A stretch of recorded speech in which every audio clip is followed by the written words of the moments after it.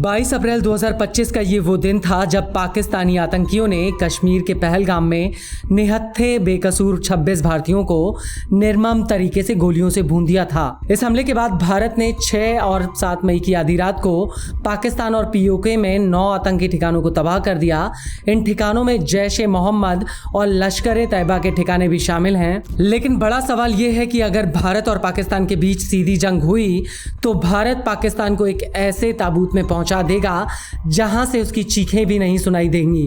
वो इसलिए क्योंकि भारतीय सेना न सिर्फ पाकिस्तान में आतंकियों पर बॉर्डर से हमला कर सकती है बल्कि विदेशों में मौजूद इंडियन आर्मी के सैन्य अड्डों से भी पाकिस्तान पर हमला किया जा सकता है। और ये बात बेहद ही कम लोगों को पता है कि भारत के सेंट्रल एशिया में सैन्य अड्डे हैं। इन सैन्य अड्डों में इंडियन आर्मी खुफिया जानकारी इकट्ठा करने, जासूसी और पाकिस्तान में सैन्य अभियान छेड़ सकती है। हालांकि पाकिस्तान ने भारत से लगी सीमा पर अपने अधिकतर एयर डिफेंस सिस्टम और मिलिट्री को तैनात किया है और पाकिस्तान की पश्चिमी सीमा जो अफगानिस्तान से लगती है वहां पर मामूली रूप से पाक फौज तैनात है और भारत इस दिशा से पाकिस्तान के भीतर हमला कर सकता है।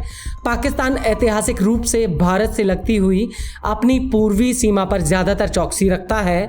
उसने शुरुआत से ही पश्चिमी और उत्तरी फ्रंटियर को अनदेखा किया है और साल 2011 में अमेरिका ने ओसामा बिन लादेन को मारने के लिए पश्चिमी बॉर्डर से पाकिस्तान के भीतर एबटाबाद में हमला किया था और तब से लेकर अब तक इन 14 सालों में पाक ने इस बॉर्डर पर कोई खास इंतजाम नहीं किया। इसके अलावा भारत का तजाकिस्तान में 30 साल पुराना एक एयरबेस है। भारतीय सेना तजाकिस्तान के फारखोर इलाके में एक मिलिट्री अस्पताल चलाती है जो अफगान बॉर्डर से बेहद ही करीब है और तजाकिस्तान का ये एयरबेस पाकिस्तान के कब्जे वाले पीओके से महज 600 किलोमीटर की दूरी पर है और इस एयरबेस का नाम आयनी एयरबेस है, जिसे बनाने में पूर्व पीएम अटल बिहारी वाजपेयी और पूर्व रक्षा मंत्री जॉर्ज फर्नांडिस और मौजूदा national security adviser Ajit Doval, पूर्व chief air marshal BS Dhanoa की इसमें अहम भूमिका थी। बड़ी बात यह है कि इस एयरबेस की पट्टी 3200 मीटर लंबी है। इस पट्टी पर अधिकतर मिलिट्री और कार्गो विमान उतर सकते हैं। भारत ने इसे बनाने में करीब $10 करोड़ खर्च किए हैं।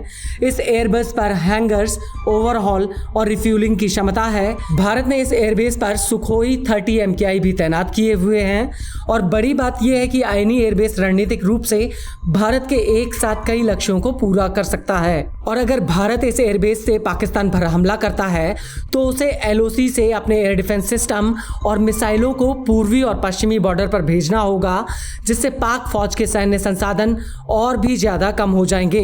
गौर करने वाली बात यह है कि आयनी एयरबेस से पेशावर महज 500 किलोमीटर की दूरी पर है और इस्लामाबाद और पीओके 600 किलोमीटर की दूरी पर हैं। इसके अलावा भारत दक्षिणी तजाकिस्तान और पीओके के बीच वाखन कॉरिडोर से पीओके में घुसकर अटैक कर सकता है। इसके साथ ही अपने जेट्स को बचाने के लिए भारतीय सेना हमले में ड्रोन्स का इस्तेमाल कर सकती है, जो खर्चीले भी कम है और इसमें भारत के महंगे एयरक्राफ्ट्स को नुकसान होने की संभावना भी कम होगी।